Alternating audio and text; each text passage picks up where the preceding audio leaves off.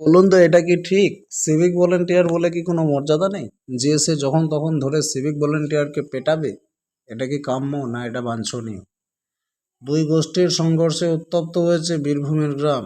গুলি বোমা চলেছে, মারধর করা হয়েছে সিভিক ভলেন্টিয়ারকে। কেন হবে?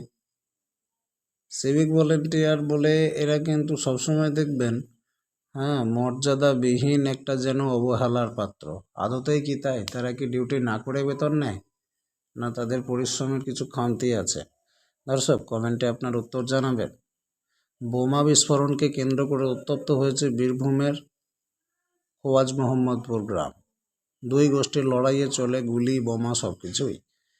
আর মারধর করা হয় সিভিক ভলেন্টিয়ারকে, পেটানো হয়। গুলিবিদ্ধ হন একজন, ঘটনায় জখম হয়েছে দুইজন। ধুবরাজপুর থানার পুলিশ দুজনকে আটক করেছে। গ্রাম দখলের লড়াইয়ে মাঝে মধ্যেই উত্তপ্ত হয়ে ওঠে দুবরাজপুর থানার যশপুর গ্রাম পঞ্চায়েতের খোয়াজ মোহাম্মদপুর গ্রাম। মূলত শেখ আজমের গোষ্ঠীর সঙ্গে শেখ সেলিমের গোষ্ঠীর লড়াইয়ে অতিষ্ঠ হয়ে গেছে গ্রামের মানুষ। বৃহস্পতিবার দুপুরবেলা হঠাৎই শেখ আজমের বাড়ির ছাদে বোমা ফাটার শব্দ শুনে গ্রামে দৌড়ঝাঁপ শুরু হয়ে যায়। গ্রামবাসীরা আজমের বাড়ি ঘিরে ফেলে। সে সময় নিকট আত্মীয় আজমের বাড়ি কাছে যেতেই সিভিক ভলেন্টিয়ার শেখ রাজুকে মারধর শুরু করে শেখ সেলিম গোষ্ঠীর লোকজন। এ নিয়ে উত্তেজনার সৃষ্টি হলে আজম গোষ্ঠী গুলি ছোঁড়ে বলে অভিযোগ। গুলিবিদ্ধ হন শেখ ওসমান। তাকে দুবরাজপুর ব্লক হাসপাতালে চিকিৎসার পর বর্ধমানে পাঠানো হয়েছে। ঘটনাস্থলে পৌঁছে সিভিক ভলেন্টিয়ার শেখ রাজুকে উদ্ধার করে চিকিৎসার জন্য হাসপাতালে পাঠায় পুলিশ। ওসমান বলেন, আজম বর্তমানে কংগ্রেস করে, বাড়ির ছাদে বোম শুকুতে দিয়েছিল। কোনোভাবে সেই বোম ফেটে যায়।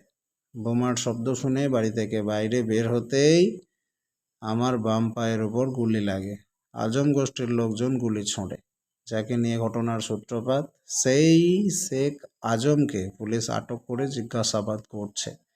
শেখ আজম বলেন, আমার দোতলা বাড়ির ছাদে পাশের বাড়ির একতলা ছাদ থেকে বোমা ছুড়ে বিস্ফোরণ ঘটিয়েছে শেখ সেলিম গোষ্ঠীর গুলশান শেখ, সামাই শেখ, সেলিম শেখ এবং শেখ হাসমাতরা। আমি শারীরিকভাবে অক্ষম, হুইল চেয়ার নিয়ে যাতায়াত করি।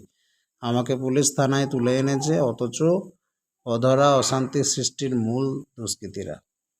তৃণমূল কংগ্রেসের যশপুর অঞ্চলের সভাপতি মুন্সি মোজাম্মেল হক ওরফে কাঞ্চন, তিনি বলছেন, কংগ্রেসি দুষ্কৃতীরা গ্রামে ভোট গণনার পর অশান্তি সৃষ্টি করতেই বোমা, গুলি, বন্দুক ইত্যাদি সন্তর্পণে মজুত করছিল।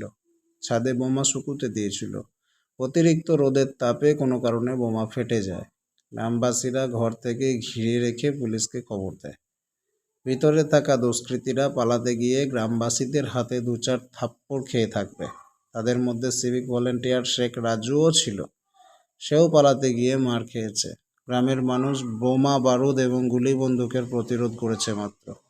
এসবের মূলে শেখ আজমের সঙ্গে যোগ দিয়েছে শেখ গোলাপ, শেখ মাহউদ্দিন, শেখ নজাই, মীর বজাই সহ বেশ কয়েকজন দুষ্কৃতী, বর্তমানে যারা কংগ্রেসের ছত্রছায়ায় রয়েছেন। পুলিশ জানিয়েছে, আধা সামরিক বাহিনী গ্রামে টহল দিচ্ছে। দুষ্কৃতীরা যাতে গ্রাম ছেড়ে পালাতে না পারে সেদিকে নজর রাখছে পুলিশ বাহিনী এবং আধা সামরিক বাহিনী যৌথভাবে। দুজনকে জিজ্ঞাসাবাদের জন্য থানায় আনা হয়েছে। দর্শক, সিভিক ভলেন্টিয়ার সংক্রান্ত আপডেট পেতে আপনি স্মার্ট দুনিয়াকে সাবস্ক্রাইব করে রাখুন।